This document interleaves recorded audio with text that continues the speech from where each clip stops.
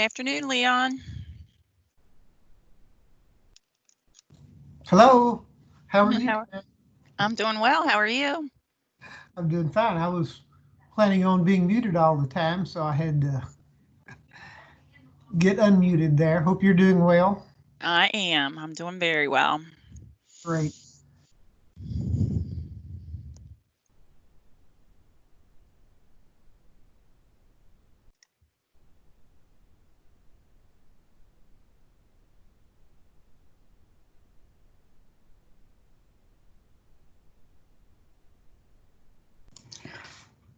Hey guys, it's Tony. I just wanted to let you know I'm going to step out, but I've sent 4 requests from reporters.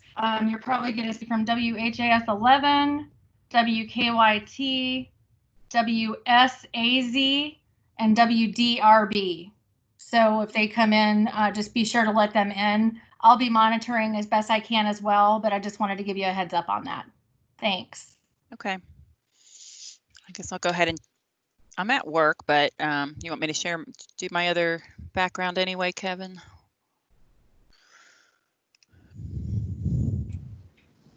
Yeah, I'm going to start going to that all the time. Okay.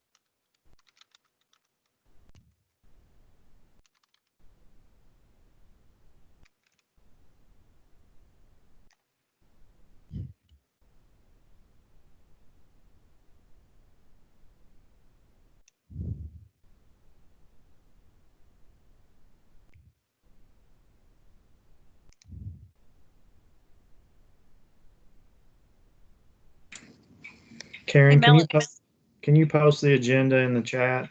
I was just going to ask Melody to do that. Melody, I neglected to put that in the invite. Would you mind posting it here in the chat? Sure. Give me just a second.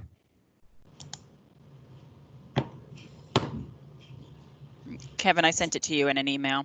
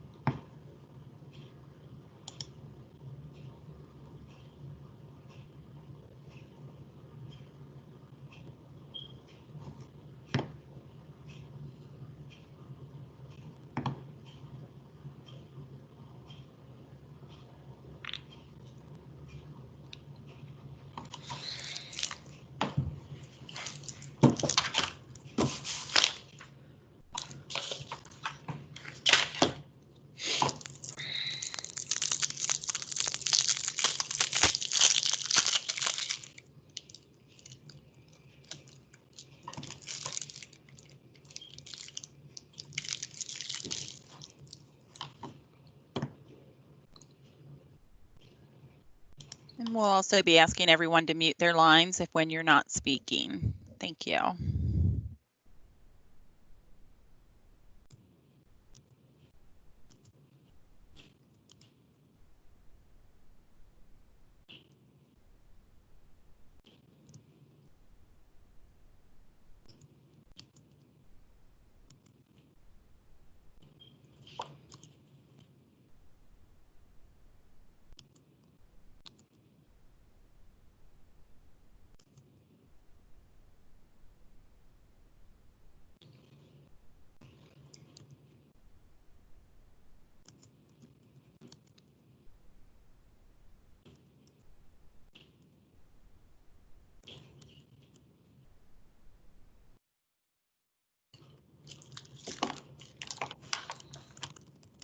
Karen, is there a PowerPoint today? Yes, Melody will be sharing the PowerPoint. Does it run the whole meeting or is it just for selected items? It's just for 2 items. Okay. It'll start with library and then go into the class size.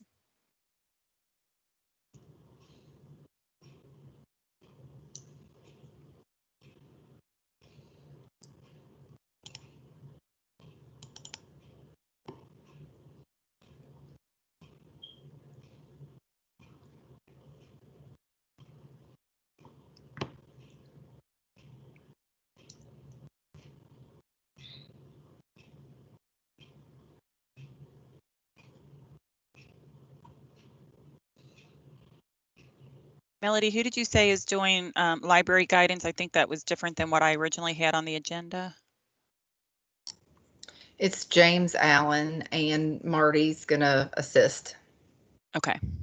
I thought it changed. Also, I just noticed I never got the guiding questions to put into the agenda, but they are for the library topic. The guiding questions are in the PowerPoint. So if you want to Okay, got copy you. those out of there and paste them whenever you paste those guiding questions. I will do that. Thank you.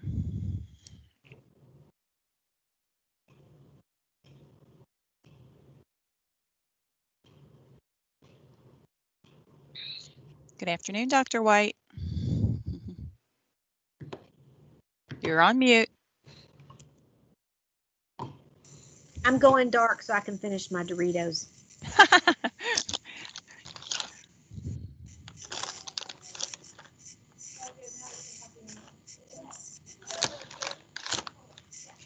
You can mute again too if you'd like.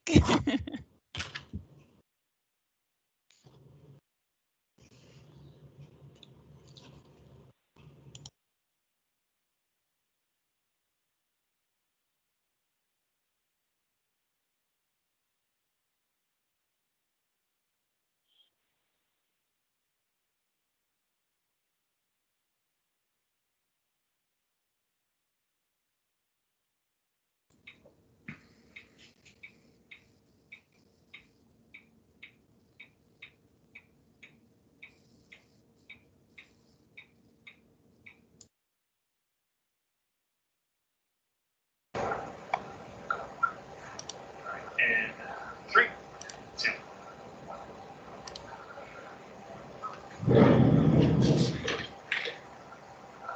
That's the first time I've seen an ID. Where's one? We're gonna need all of our guests to mute, please. We have a signal. I think that's the call sign. Tony, I think that's one of our media folks who is not muted.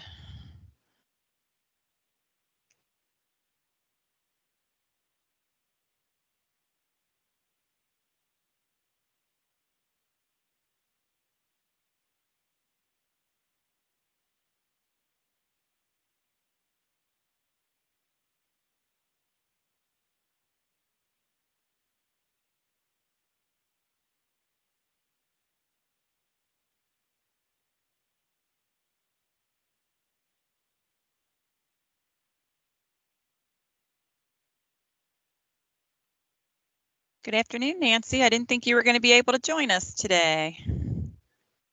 You're on mute.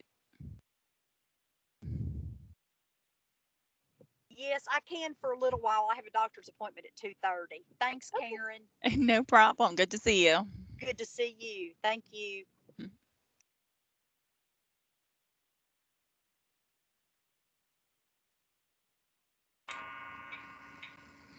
Good afternoon, everyone. I want to welcome you to the Education Continuation Task Force. I have to remind myself which meeting I'm in. We will dispense with taking roll. We will utilize the feature on Microsoft Teams. If you click on the participant button there, when you move your mouse, you can if you're using your computer, you can see the attendees from our list of members. I want to thank everyone for taking time. We have a full agenda today, and we'll probably take the complete 2 hours. I'm not sure if Lieutenant Governor is on yet. If so, I will yield to her. I think she may have had a conflict. She's in. She's here. Okay. Lieutenant Governor, would you like to say a few welcoming remarks? Yes, sir. Thank you, Kevin. Good morning. Good Monday morning, everybody. I want to thank you guys for taking some time to participate, to continue participating in this task force, because it continues to be a great opportunity for the commissioner and myself to take your feedback to the governor as we continue to move forward with what this school year will look like.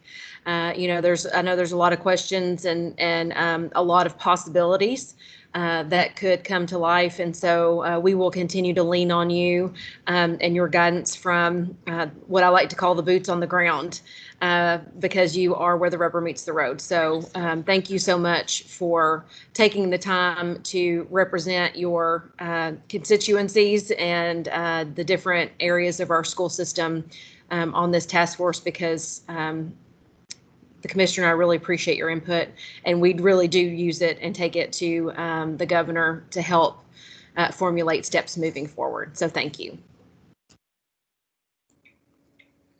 As recently as this morning, we had a conversation with using feedback from all of you. Is no secret there will be a call today with the superintendents and the governor at 3 o'clock. So we do have a hard stop today, a little bit before 3. And then, of course, encourage everyone to watch today's press conference at 4 o'clock. As we know, we had some data this over the weekend that was not positive, increase in cases and an increase in Kentucky's positivity rate. So stay tuned for more information from the governor and lieutenant governor and public health and others throughout this afternoon. We will get started with our agenda. We're going to start with the library, with an update on library guidance from James Allen, KDE's library media consultant, and Dr. Marty Park, who's KDE's chief digital officer.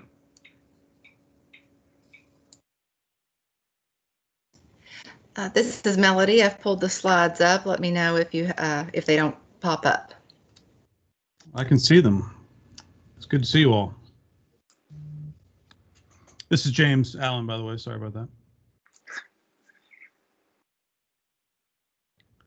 So we have had, I guess, probably as lots of different areas have had questions coming in about school libraries specific to reopening, whether that's in person or not. So I'm excited to kind of have these out there just to give people something to start with. There's obviously lots of details people have to figure out on their own, but this will hopefully give our school librarians around the state kind of a good place to start in their buildings and know what's expected. So we have 3 guiding questions. So what are the distance and sanitizing needs specific to the school library? Modifications that are needed for regular services that we would provide, in normal times, and then how the library media specialist can be a strong support for students and staff, regardless of what kind of opening there is. So some of these things are kind of mirror the guidance that's already out there, just traffic patterns to help, things you've seen in stores. Consider occupancy limitations, and definitely this is important, is having an online space. And a lot of librarians already do this, where you have a calendar online where you can reserve the space ahead of time. This is just a reminder to people to make sure this is, in practice. And this is also pretty widely used. It's just, this kind of brings it to the forefront. Kids can usually go online and browse the catalog of the library of physical books, but they can do that on their computer no matter where they are. Usually, they could be in their classroom or even at home. And by doing that, you kind of limit some of the in-person browsing you might have in a regular situation. And we do have some librarians who've already worked on having some curbside pickup. So, kids are reserving books online and then the librarians providing those outside of the school. I think this is, just reshelving. There's different research out there. The longest I've seen in this one specific research paper that's kind of been circulating, they actually took commonly used materials in a library, whether it's school or not, and kind of did some tests to see how long the virus would live, I guess, on those materials, and 4 days was the longest. So just out of ease, I've been, not from KDE, but just myself, been recommending people wait a week, and that probably will make things easier. As when and if we get to reopen, is if kids bring back a book on Monday, it'll just go on a Monday cart, and then those can be checked out again the next Monday. That's pretty much what that slide is about. Yeah, just sanitizing places where people are often using the space. I think I'm ready for the next slide. Yep.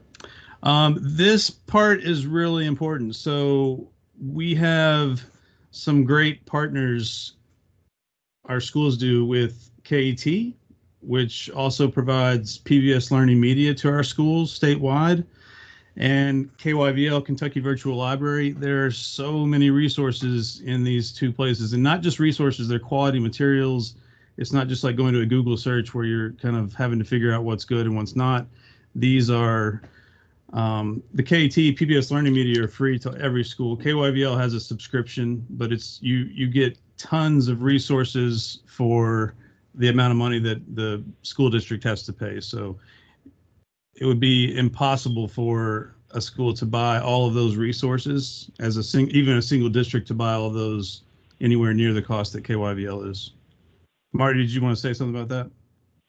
Well, no, I didn't unmute fast enough before we kicked off, but I want to thank James and the team across the state who are considering the guidance. So the guidance document that we will be getting some feedback real quick. Looks like a phone number there. Yeah, there we go. I think we took care of it. So, the guidance document that we'll be releasing that is specific to what we consider one of the best and largest classrooms in every school. It hones in on very specific activities that we know generally go on in that largest classroom in our schools through the Library Media Center. And James has done an awesome job of working with other states and comparing some of our general guidance, but also library-specific guidance to make sure that we're answering as many questions as possible, trying to help as much as possible through this work. And so leveraging the resources that we have access to with strong partners, specifically KET Education team and the Kentucky Virtual Library, are helpful to consider as we move forward with making sure and ensuring that our students have all of those resources in our library media centers as much as possible. Go ahead, James. Yeah, and this is not specifically on this slide, but lots of schools, some of you may be aware of this or not, collaborate with their public libraries, definitely in terms of the electronic resources they have available.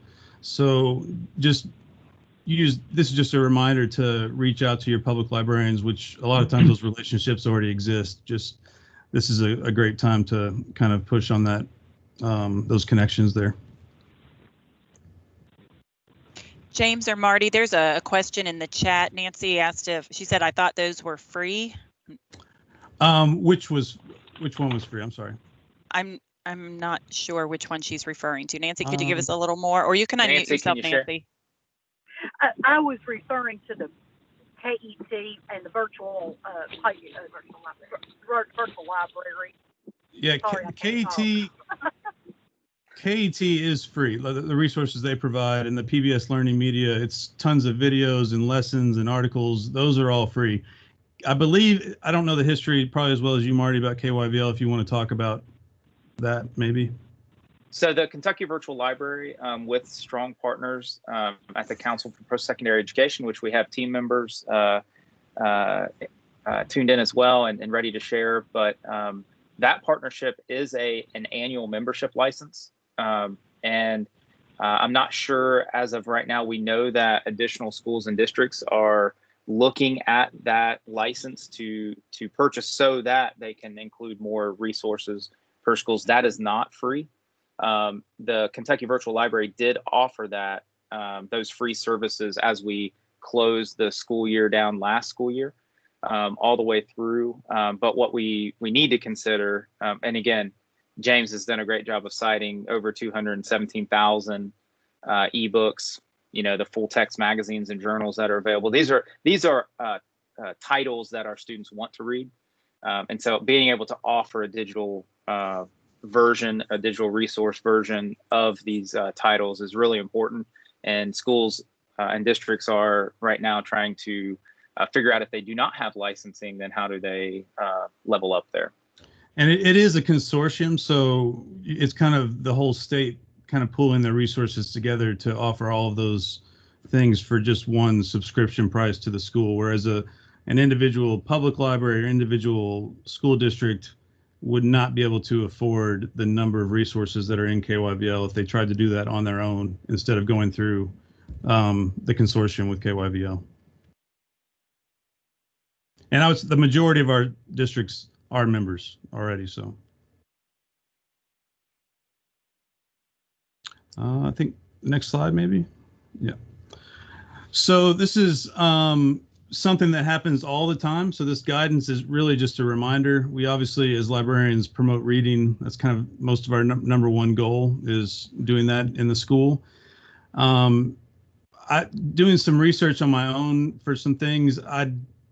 The spring was obviously unprecedented, and I know we had some schools that didn't want to bombard parents and teachers with too much. So there were times where, specialist teachers were asked not to communicate too much, but school librarians in a normal day work with every teacher in the building. So this is just to kind of remind people that they can work together with teachers in the regular classroom to help provide all kinds of services, regardless of the content area. So in-person or virtual co-teaching is important, and then curriculum and instruction support through in-person or virtual collaboration. And that a lot of schools did that during the spring, but I think whether we're in person or not, just having this as a reminder will be good. And this is just a little bit of continuation of that, what school librarians typically can provide and will be able to continue to provide. Curating resources so that each of your teachers in the regular classroom don't have to do that on their own. Like, a lot of times I feel like some teachers feel kind of on their own in terms of providing quality digital content for kids. And this is just a reminder to lean on your school librarians to help you with that. And then assist in locating ebooks and audiobooks. We kind of touched on that with KYVL.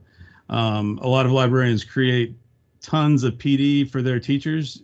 And depending on where you are, that's not always just information things. That's a lot of our school library leaders around the state provide educational technology support to teachers and help them learn how to use new tools and things to use with their students.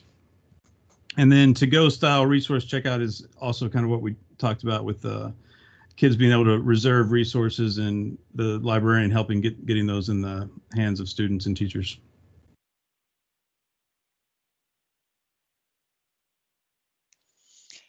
James, before we move on to the next one, can we see if there's any comments or feedback, anything that was surprising to anyone that's on the task force, or feedback that anyone has?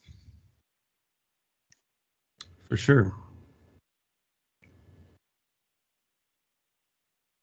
I will mention at the end of we didn't put every single bullet point obviously in this PowerPoint, so that's in the guidance. At the end, there are some links that provide even more resources. Our Kentucky Association of School Librarians has released a document, and actually this week are going to continue to release more resources. So those will be of use to not only school librarians, but school leaders in each building. And there's also a link to the American Association of School Librarians, which has some, it's less of the sanitizing stuff, but more of what school librarians can offer your school during this time.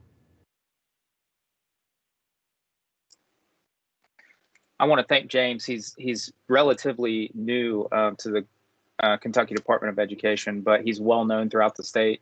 Actually, a national award-winning library leader and digital leader. And so, want to thank James for taking this head on, along with our Kentucky Academic Standards for Library and Media, which successfully had their first reading at last week's Kentucky Board of Education meeting. And so we're excited to, especially through this time, help and work through additional value adds from our library leaders and how that fits into a lot of areas that we can connect to within our schools and districts. So thank you so much, James. No, thank you. And just a real quick thank you to KDE for providing this resource. We have well over 1,000 school librarians in our state, which is our numbers are way better than most states in our country. So Kentucky is definitely a leader in the space, regardless of what KDE does. So it's just helpful to have these things out there for them to access, and I appreciate it. So Marty, before you go on, let's ask that guiding question again. I think the last one may be most relevant to this group. How can the library media specialist be a strong support for students and staff for the variations of in-person and remote learning that may occur this year? Can we get any thoughts on that from our members?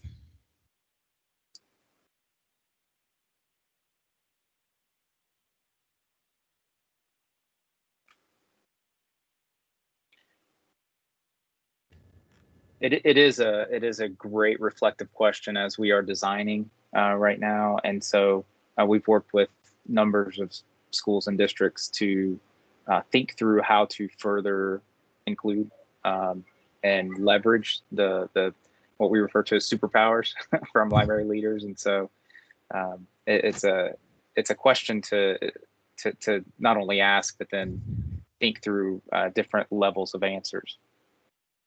And from my experience, it's just like I mentioned before, it's really easy to get kind of stuck in this box where you have to come up with all of your own content and your own resources. And every school librarian I've ever met they're not there to just check out books. They're there to help the entire school, and that's every student and every teacher in the building. So it's an interesting kind of teaching position. You're teaching, but you're also providing resources to content areas that you're not necessarily an expert in, but you know where to find those sources to help people out. So just don't be afraid to reach out to them. They want to help you.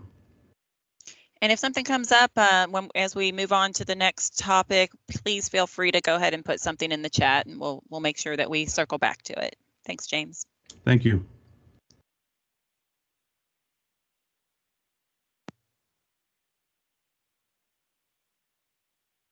Okay, I think we're ready for the next slide. Yep. Next up, we have Kelly Foster for virtual learning and class size.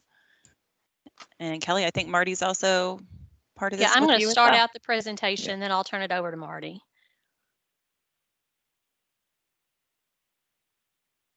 Can you see the slide? It hasn't moved yet. Okay, let me stop and restart.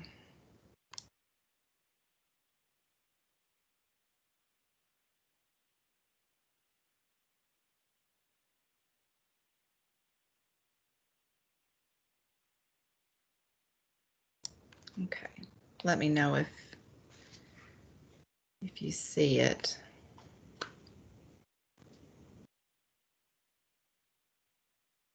So our guided question deals with exemptions for class sizes, and I guess probably the last two superintendent webcasts, we heard a lot from superintendents, questions around this and what they needed to do if they had a school that had a site-based council or a school that they did not have a site-based council. So we've put some guidance kind of around the rules. Melody, we still don't see that. Around the rules, excuse me, and then Marty is going to talk a little bit more about what is best practice in the world of virtual learning.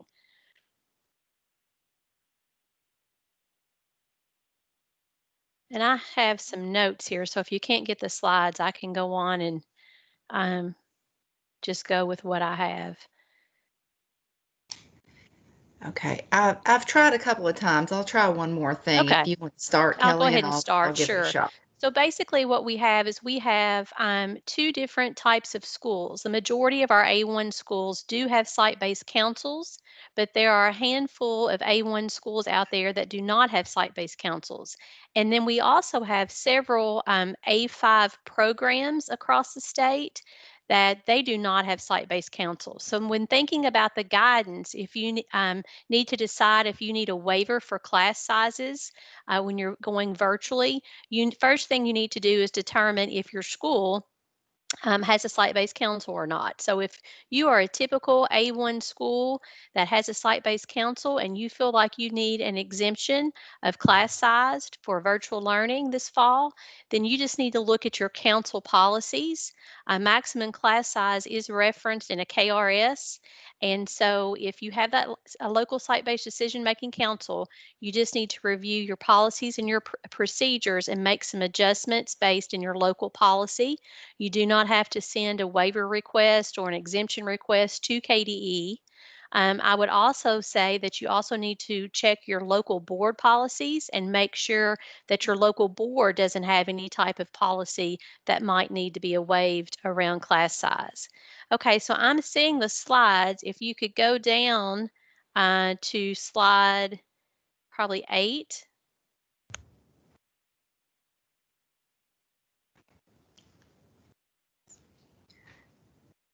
And it will reference everything that I just talked about. Are you able to move it? So Kelly, I just did. You're still not seeing it? Yeah, I see it, but we're not on the right one. So if we could get down to slide 8. Yeah, I'm on. Yeah. I'm not sure what's happening. I'll keep going. Okay. So the next slide that you're going to see probably in a few minutes deals with the handful of A1 schools that we have that do not have site-based councils, as well as the numerous A5 programs that are across the state. And if you have one of those programs or a school without a site-based council, all you need to do, that's okay. You go back one more, Karen. Oh, well, if you do not have a site-based council, you just need to send me an email, Kelly, Kelly, .foster@education.ky.gov, and I will send you an exemption form that you can fill out and send back to me, and we will be able to give you an exemption if you need to increase your class size if you have an A1 school without a council or you also have an A5 program in your building. And so, Karen, just for the good of the group, maybe if you want to go back to the previous slide too, so they can see that, and you'll have access to these slides. There's one slide on what to do if you do have a council, and there's one slide on what to do if you don't have a council. And if I just made that more complicated, I apologize.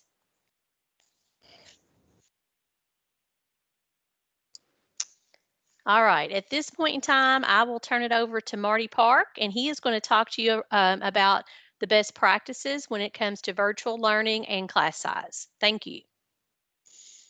Thank you so much. And Dr. Foster, I think you captured, there are two, in terms of, when we think about bumper lanes, there are two sides of this specific conversation. We are receiving questions that come in from schools, specifically in district leaders who are wanting to establish maybe a new program.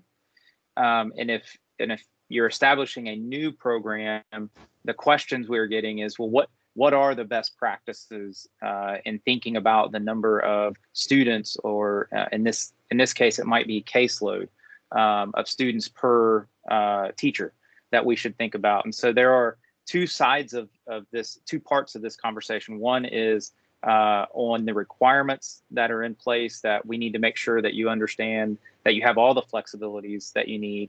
And then what are some of the influencers that would help you make those decisions? And so that's what I'll refer to. So we recommend, and in the guidance document that will be released on specifically with virtual instruction. And again, we know that when we say virtual, that means a lot of different things to a lot of different people. And so we know that there are ideas around distance learning, digital learning, remote learning, and virtual learning, and working with school districts like we are every single day. District A may refer to as virtual days, while District B refers to that as remote learning days, and they may mean the same thing. So we're trying to pull this together to help and say that we recommend that in virtual instruction, that we obviously, as we all continue to do, keep our students in the center of the decisions. and understand that there's a reason that maximum class size has been something that's been important for us to adhere to. But we also understand that there are influencers that could help alleviate the need to keep a certain class size. So in other words, we have districts who are implementing a co-teaching strategy where there are multiple coaches and facilitators that are working with the same set of students. And so then that would help us think about extending that, traditional class size beyond what we currently have. And so we want to, we believe it's necessary to ensure high quality learning experiences occur always. So keeping that in the center of our decision, we want to consider design decisions, the ability to enlist additional facilitators, as I just mentioned, the availability of additional content coaches. Actually, Mr. Allen, James just mentioned that as well. Leveraging library leaders into that equation helps.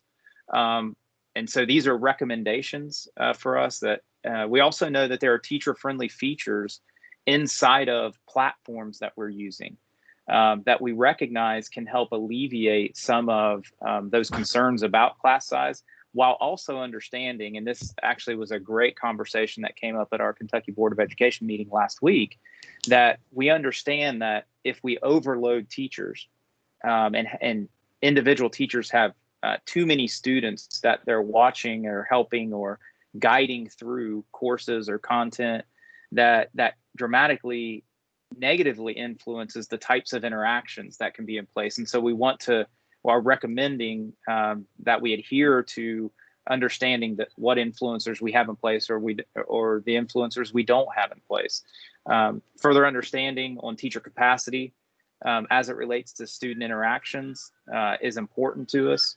And that's why we're developing a plan to gauge at the district level and school level to gauge those interactions.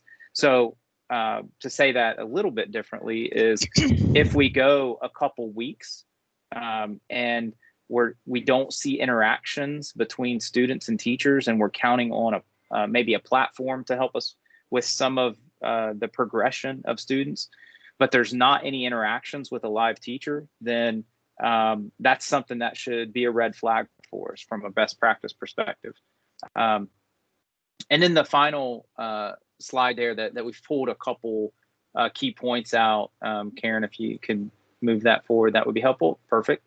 And so we understand that there is some really good research. Research literature helps us in this conversation. Now, most of the research is targeted at higher ed, but it does help us understand. And so the targets right now are 15 to 20 students per course. We understand, again, that some of our K through 12 designs are not exactly those same designs, but we want to use that to help us think through why those recommendations are in place. But again, we've added in the guidance document that when no additional people or programmatic supports are included, that we encourage our districts to consider that high-end enrollment of a virtual course should be somewhere around that same as in-person class enrollment. And so again, some of our districts, when we're designing a virtual experience, it's with existing in-person classroom teachers. And so it's that same group of students that traditionally would be assigned in person. Whereas others, it's a completely separate program or virtual academy or virtual school. And so we recognize the difference between those. And so this is some guidance that we wanted to put out as quickly as we could based on many questions that we were receiving. The quick answers are that there's absolutely opportunity to extend beyond the current class size, and Dr. Foster shared how to go about that if you have SBDM schools and non-SBDM schools or programs. But then also, if you're thinking through and trying to deliver the best instructional experience possible, that this guidance can help you target something that makes sense. So Dr. Foster, hopefully I captured everything that we wanted to push on. And I think our guiding question has been helpful to us in actually creating this guidance document. Thank you, Marty. I appreciate all the support and help that his team has been in getting this guidance together for you guys. Actually, I think the press release went out a little bit before the task force, so you should have access to both pieces of guidance documents, and they will also be covered tomorrow on the superintendent's webcast. Karen, I'll turn it back over to you. Thanks, Kelly. We had a question from Jeff Burnett. He wanted to go back to one of the slides. Easier said than done, sorry. All right, I think I'm there. It was probably yep. I think when that question came in from Jeff, I think this was the slide Jeff was referring to. Jeff, you can feel free to unmute yourself.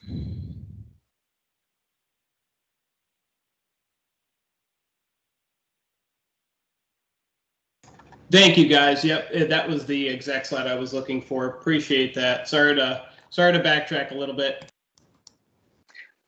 One of the, I'll if I'll just point out that third point at one more time, and understanding teacher capacity, and understanding that again, thinking about a caseload and thinking about the number of students that individual teachers are checking for progress of learning on, and ensuring that there is progress, but also ensuring that there's strong interaction to guide students as they move forward. That we have to, we have to develop that plan or those practices to gauge those types of interactions, and that includes family and home support as well, making sure and ensuring that our families are comfortable with those interactions. Thank you, Karen. Thank you. All right, our guiding question was, are you hearing the need for class size exemptions? So does anybody want to jump in on this? Karen, I'll just say we did hear the need, and that's kind of why we put this guidance together, because the last 2 weeks we heard from lots of superintendents around some questions and concerns they had around class size for virtual learning.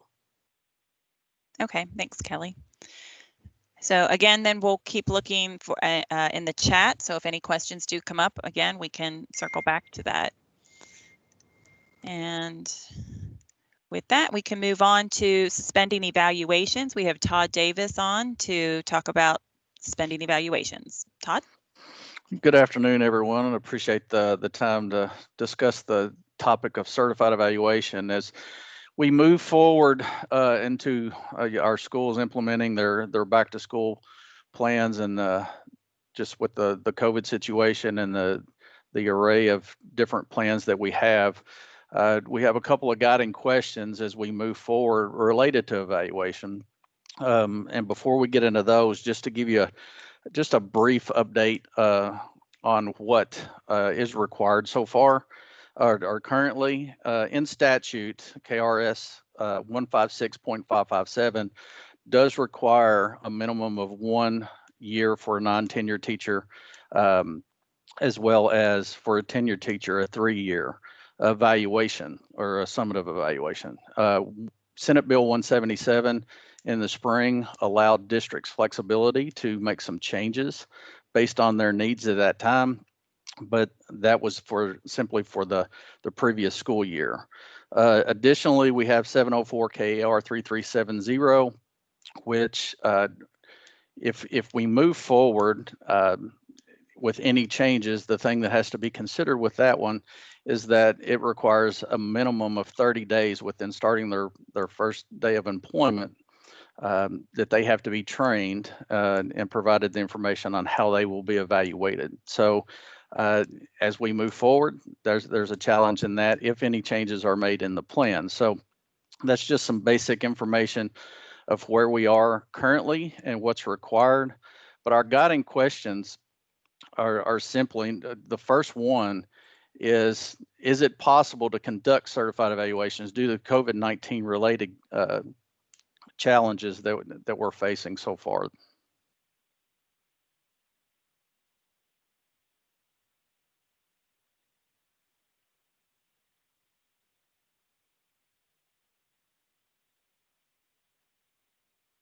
Any feedback?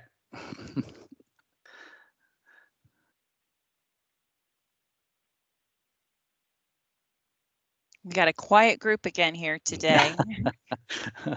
We really need to hear from you all. Yeah, this we've received several questions related to this, whether it be from teachers that are concerned, that they may be evaluated in positions where they're not normally teaching, if they're serving as a facilitator in a digital platform, or even through NTI days. So, is it possible for principals or evaluators to conduct the evaluations that are needed?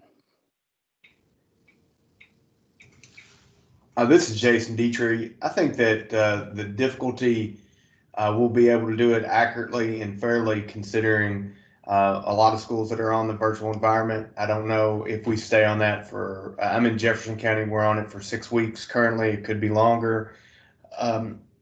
To be able to do that fairly for somebody, I think that is a real concern for teachers and for admin. Okay, thank you.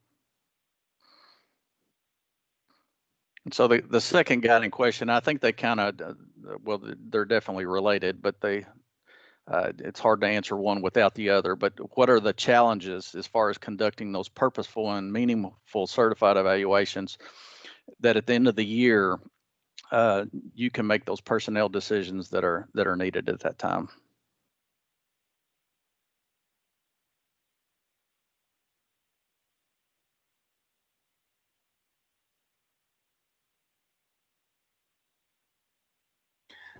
Todd?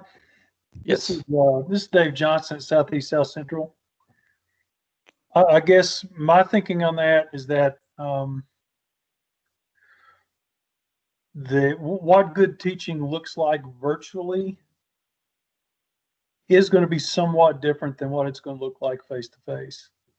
While the principles are the same, how they're applied may look very different.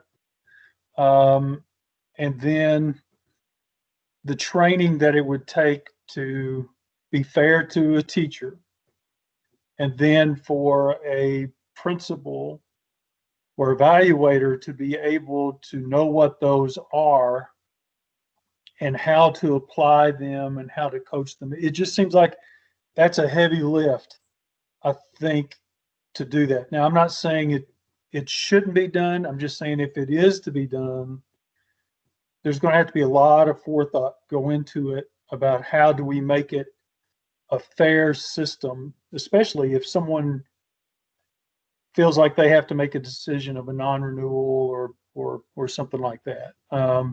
So I don't know.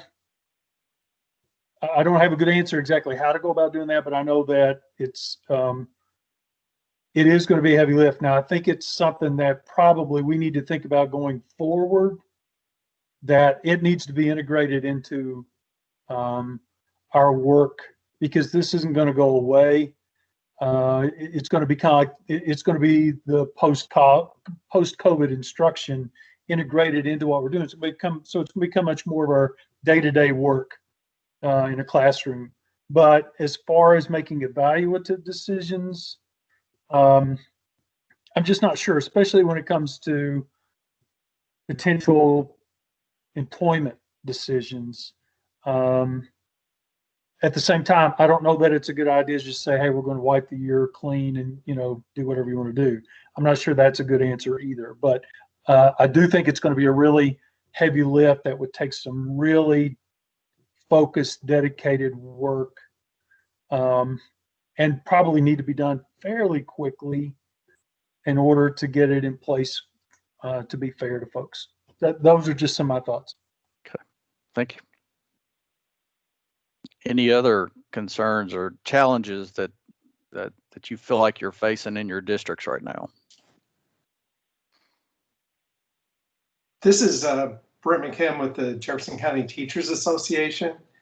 I was going to suggest that it almost by definition, every teacher is a novice at this kind of, other than the spring NTI, everyone that's doing an NTI start, it's kind of a novice at this. So I would suggest that the department consider recommending, at the very least, against doing anything that would be part of a summative evaluation process in the fall semester of this year if the teaching is in a virtual situation. And then that you could have formative, and if there's a significant problem, the formative evaluation, like the formative observations, could lead to a directive that, I'm directing you to do this or not do that to address any significant issues.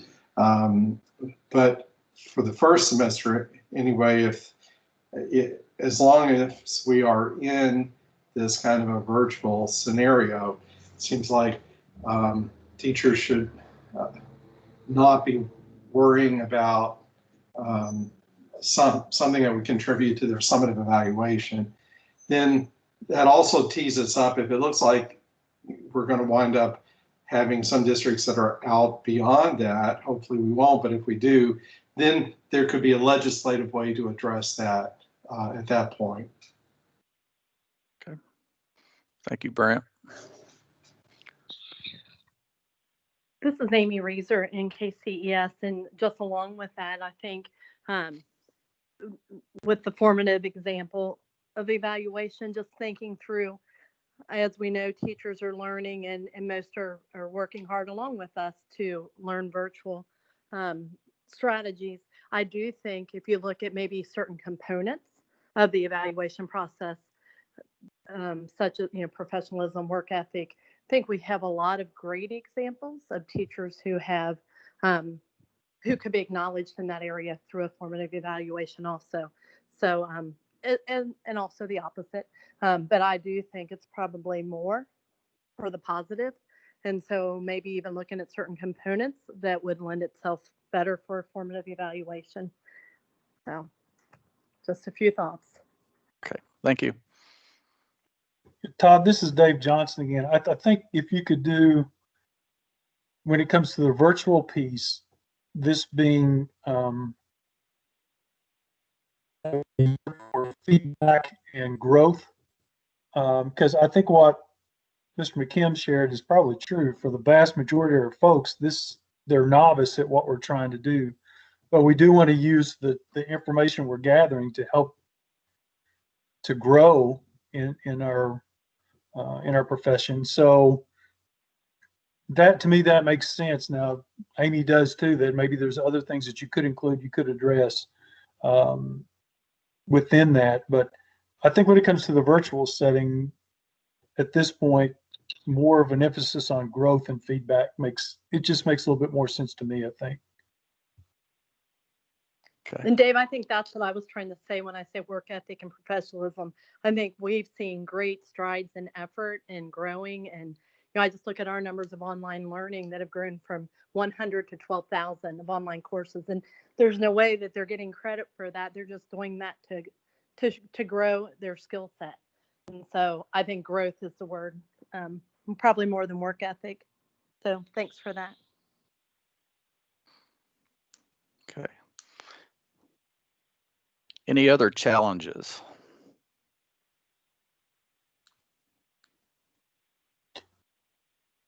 Todd, I hate to chime in again, but talking about challenges, I think there's another big challenge just for the evaluator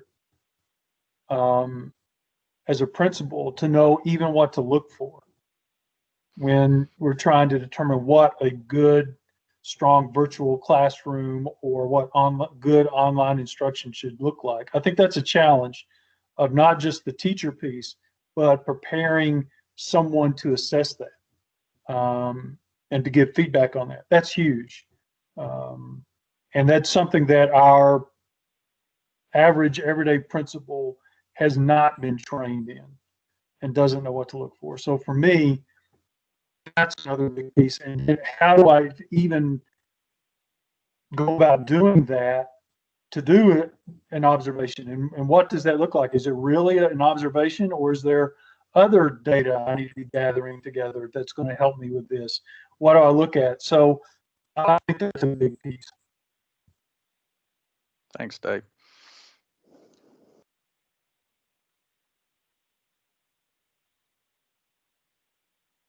Any other feedback?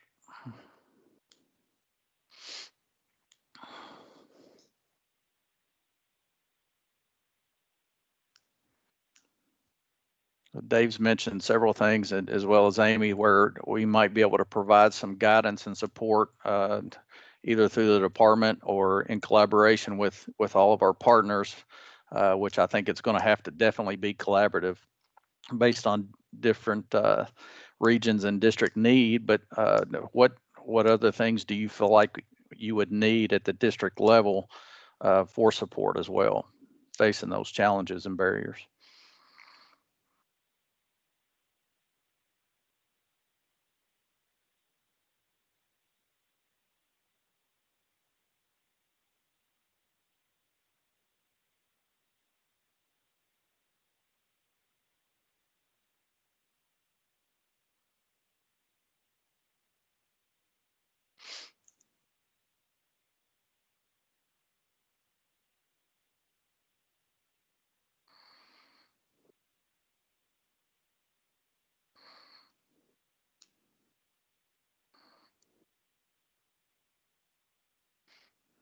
Nope. Karen, it doesn't sound like we've got any additional feedback at this point. I haven't seen anything in the chat yet.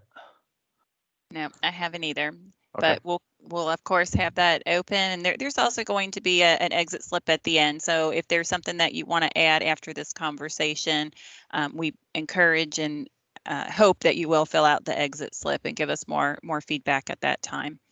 So the next item we have on the agenda is just a follow-up on items from our last meeting.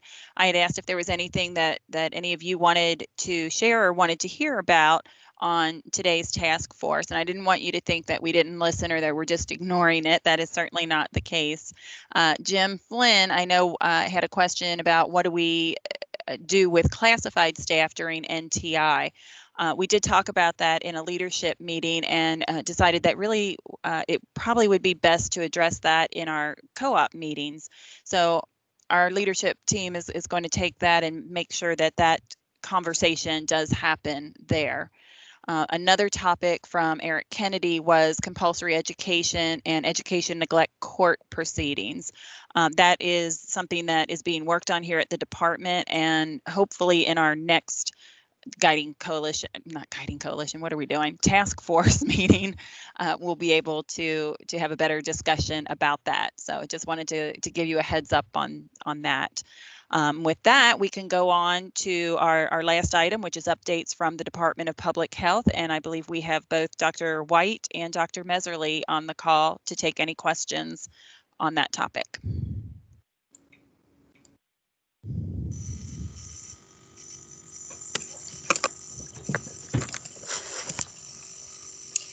You caught me sitting down. I was just listening.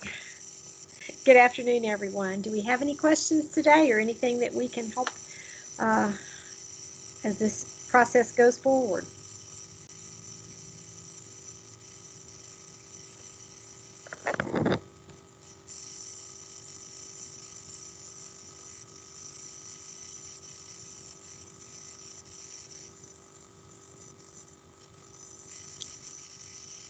One thing I'll bring up, Dr. White, while giving some time for the members, if they have any feedback or questions or concerns, continuing to hear some discussion out there in districts about the wisdom of bringing back staff and for professional days. Obviously, they're not having in-person classes right now, and the governor made a comment that was similar to comments I've made on webcasts that if you are bringing staff into your buildings right now for training or other reasons, you obviously have to follow Healthy at Work set of guidelines and expectations.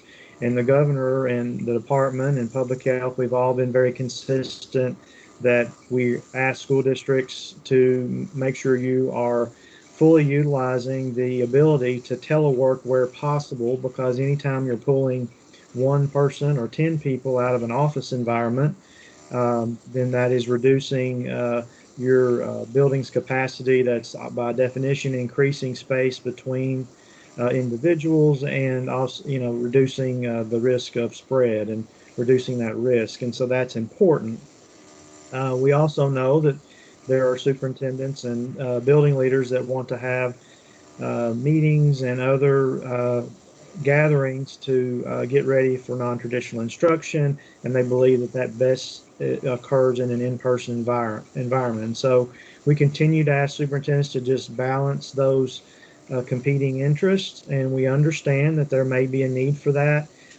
We ask that it be done more of an exception than the rule, and that you obviously follow healthy at work. That we don't bring people into the buildings when we're not having in-person classes unnecessarily, if they can do that work at home, but also recognize there may be times that you want to do that and need to do that for training and other reasons. So I just want to bring that up. I think we're all on the same page here on that.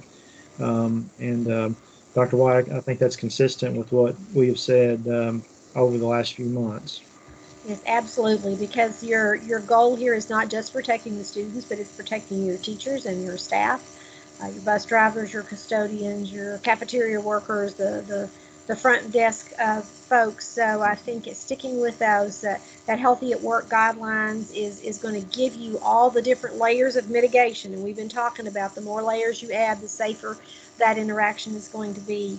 And I think if you follow those guidelines, that's going to give you the safest in-person meeting time that you can have with your staff and your faculty. There continue to be questions about contact tracing. So if you've got contact tracing questions, I'd be glad to answer that. I've already started getting emails. Well, one health department did this to one, and they didn't do this to the other, and how come that happened? And contact tracing is a very complex. It's not just, oh, this one thing happened, therefore this is what the reality is going to be as far as isolation and quarantine. We're not doing what we're doing to try to avoid quarantine. We're doing what we're doing to try to make people healthy.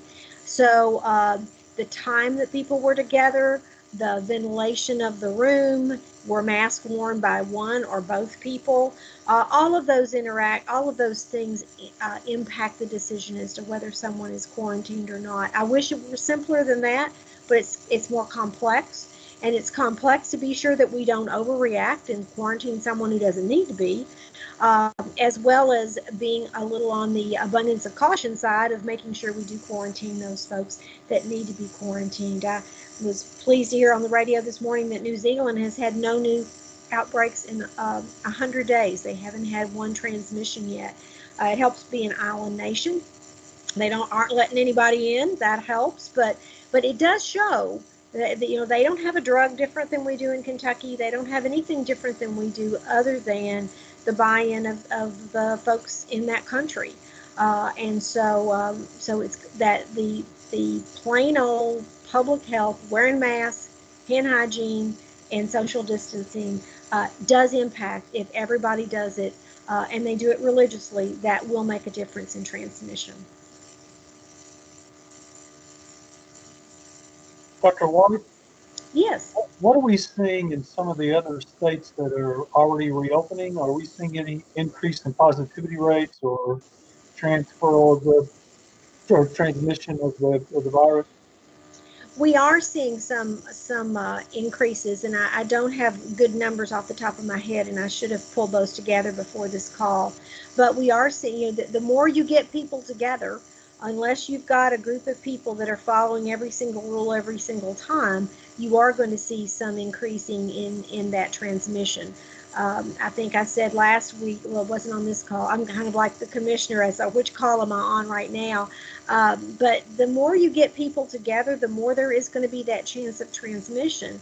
The only way we're going to completely stop transmission if we're not doing the mitigating is if we just all stayed at home forever. And that's not possible emotionally, physically, mentally for us. So when we do venture out of our homes, we add as many layers of mitigation as we can.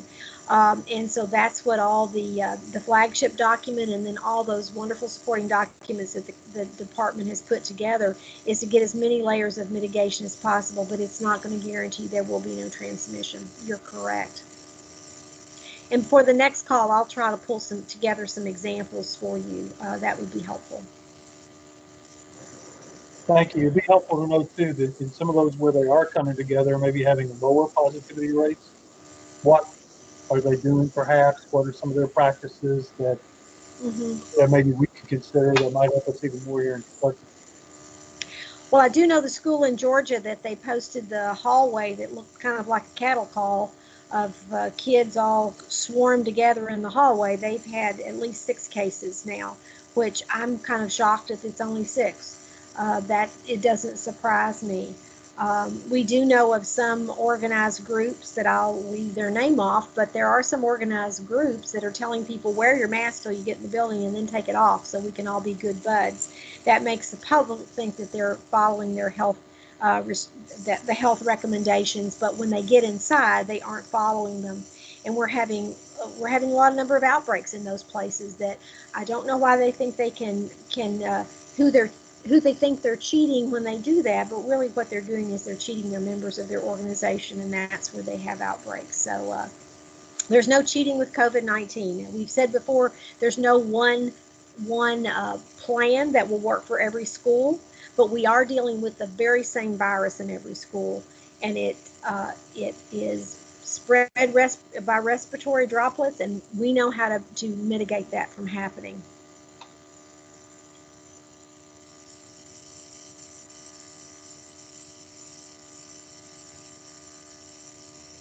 I will point out to the task force, and I think this occurred between task force meetings. You've heard us say that documents are living documents and they change, and we know the virus changes, and therefore we have to change along with it, and based on what we learn and as we move forward. You've heard the governor talk about businesses making sure you're checking back the healthy at work guidance frequently, because it does change based on feedback, based on the changes in the virus. And so we have had that at least first major occurrence of that, working closely with public health. I believe it's page 6 of the flagship document is now an update of changes, and some probably the most prominent one you've seen, use of plexiglass dividers is in there. And so based on feedback, based on as we're moving forward, we're making some changes. So I just want to make sure the task force members are aware of that. And that was a big conversation that we had, and we also brought in the state fire marshal because we wanted to be sure that we as public health didn't recommend something to the Department of Education, and then there were unintended consequences. We didn't want y'all going out spending money and installing things, and then the fire marshal comes in and says, "Oh, I can't believe you're doing this. You can't." But they did approve of plexiglass barriers as long as they're securely affixed. But that does not mean shower curtains or anything that would have toxic fumes if it burns. And then Kay Kennedy always brings up the importance of making sure that if you hang some kind of a divider, it does not interfere with children and faculty leaving a room if they need to get out in a hurry. And if you've got barriers hanging down from the ceiling and all over the place and there's not a clear path of exit, we certainly don't want to interfere with that as well. So that's why it was plexiglass barriers that would be cleaned regularly and would be carefully affixed to the table, and please no sharp edges. We don't want somebody horsing around and accidentally falling and injuring themselves badly on the sharp edge. That would be the last thing we would want to recommend.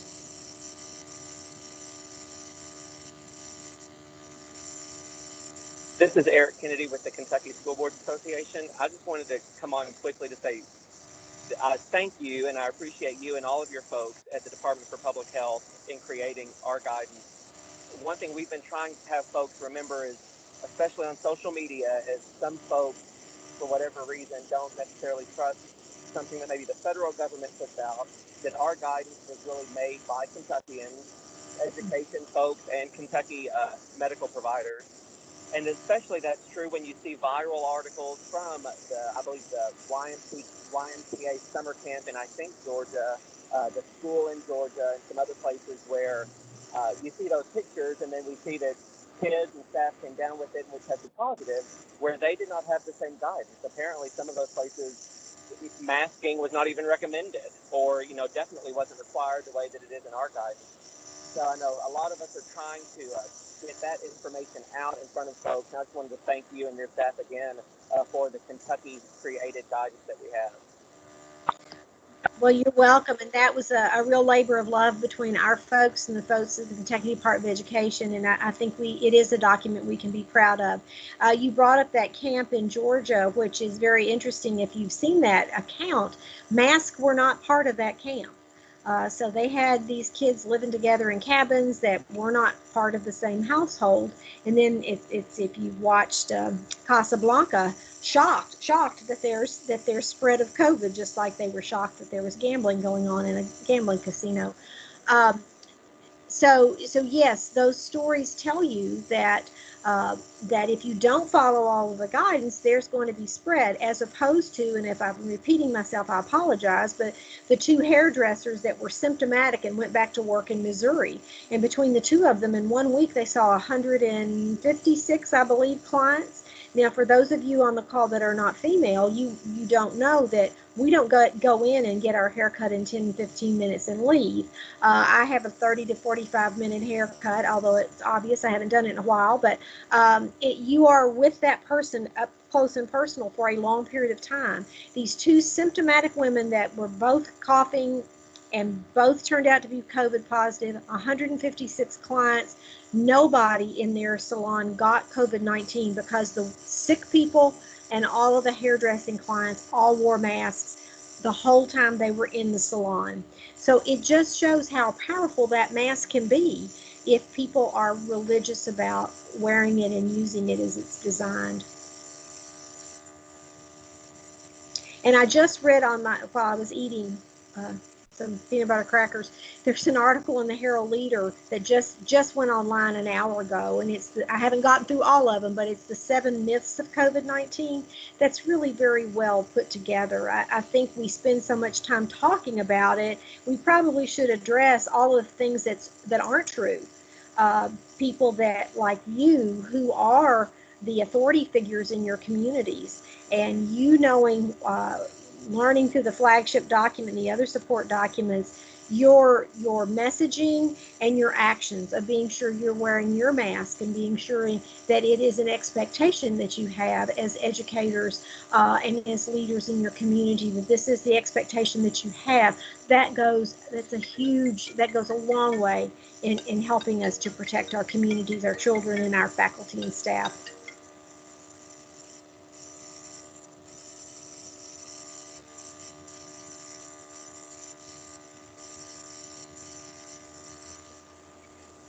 Dr. White, I don't know if you want to comment, but just from what we all heard over the weekend with the governor's press release about the over 800 cases Saturday, I know that may have been influenced by some correctional facilities, but a positivity rate of over 6%. I did not get to see any release yesterday.